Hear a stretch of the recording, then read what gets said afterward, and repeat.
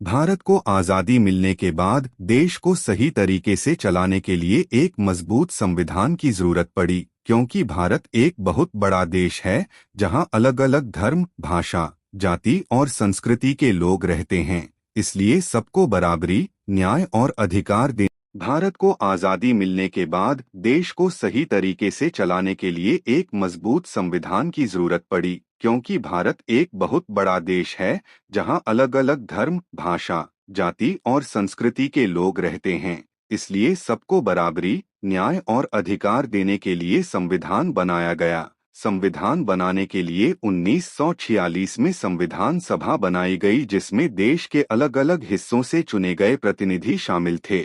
इन सभी लोगों ने बैठकों में सोच समझकर नियम बनाए और जनता की जरूरतों को ध्यान में रखा। संविधान बनाने में सबसे बड़ी भूमिका डॉ.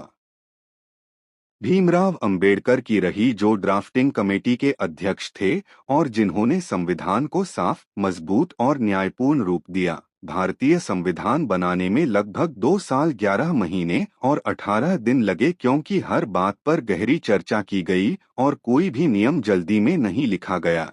संविधान बनाते समय दूसरे देशों के संविधान से अच्छे विचार लिए गए, जैसे ब्रिटेन से संसद प्रणाली और अमेरिका से मौलिक अधिकार, लेकिन सब कुछ भारत की जरूरत के अनुसार बदला गया। संविधान की आत्मा उसकी प्रस्तावना है, जिसमें लिखा है कि भारत एक लोकतांत्रिक गणराज्य है और यह देश सभी नागरिकों को न्याय, स्वतंत्रता, समानता और भाईचारे का अधिकार देता है। संविधान नागरिकों को मौलिक अधिकार देता है ताकि कोई भी सरकार मनमानी न कर सके और जनता सुरक्षित रह सके। भारतीय संविधान लिखित और विस्तृत है और समय के अनुसार इसमें बदलाव भी किए जा सकते हैं। संविधान 26 नवंबर 1949 को पूरा हुआ और 26 जनवरी 1950 को पूरे देश में लागू किया गया।